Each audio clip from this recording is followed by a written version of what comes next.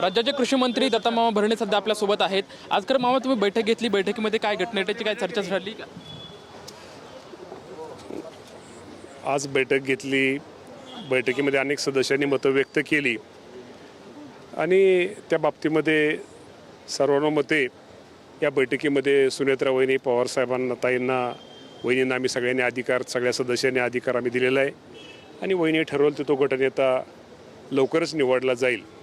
आणि आपल्याला माहिती आहे की या जिल्ह्याने स्वर्गीय अजितदादा पवारसाहेबांच्या मार्गदर्शनाखाली हे जे सगळे उमेदवार होते एक चांगल्या प्रकारचं मतदान दिलं। खरं तर आज या दादा हवे होते असे सगळ्यांनी भावना व्यक्त केली।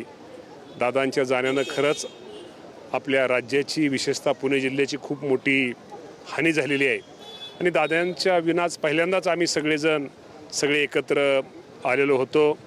सुनेत्रा वहिनी पवारांच्या मार्गदर्शनाखाली भविष्यामध्ये आमचे आदरणीय दिलीप वळसे पाटील साहेब असतील, यांच्या मार्गदर्शनाखाली चांगलं काम करण्याचा प्रयत्न आमचे सगळे सदस्य निश्चित प्रकारे करतील।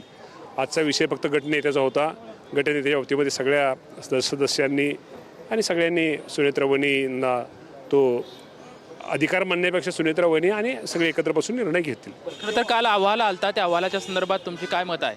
काल कसलं अजित पवारांच्या अपघाताच्या संदर्भात अहवाल आला, दादांच्या अपघात प्रकरणाचा अहवाल आला, त्यावर तुम्हाला काय म्हणणं आहे, काय सांगाल तुम्ही? आता या बाबतीमध्ये तुम्हाला पाहिजे की सुनेत्रा वहिनींनी पाठीमागं मुख्यमंत्री स्वतः वहिनी, त्यांचं कुटुंब, पार्थ दादा असतील, हे सगळे भेटलेले आहेत आणि त्यांनी भेटल्यानंतर त्या बाबतीमध्ये जी चौकशी पूर्ण ताबडतोब केली जाईल असं या राज्याच्या मुख्यमंत्र्यांनी आणि त्यांनी केंद्राकडे सुद्धा ज्या विमानाच्या बाबतीत हे संपर्क साधलेला आहे। या बाबतीमध्ये त्या लवकरच तो निर्णय, तो अहवाल आल्यानंतर, जो चौकशीचा मेन अहवाल आहे आल्यानंतर त्या बाबतीत बोलणं योग्य होईल।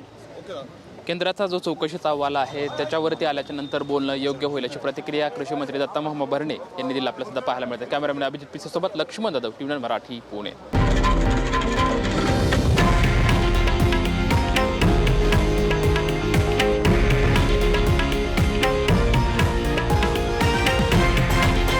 हे आहे देशातील नंबर 1 न्यूज नेटवर्क आणि आपण पाहत आहात TV9 मराठी, एकमेव।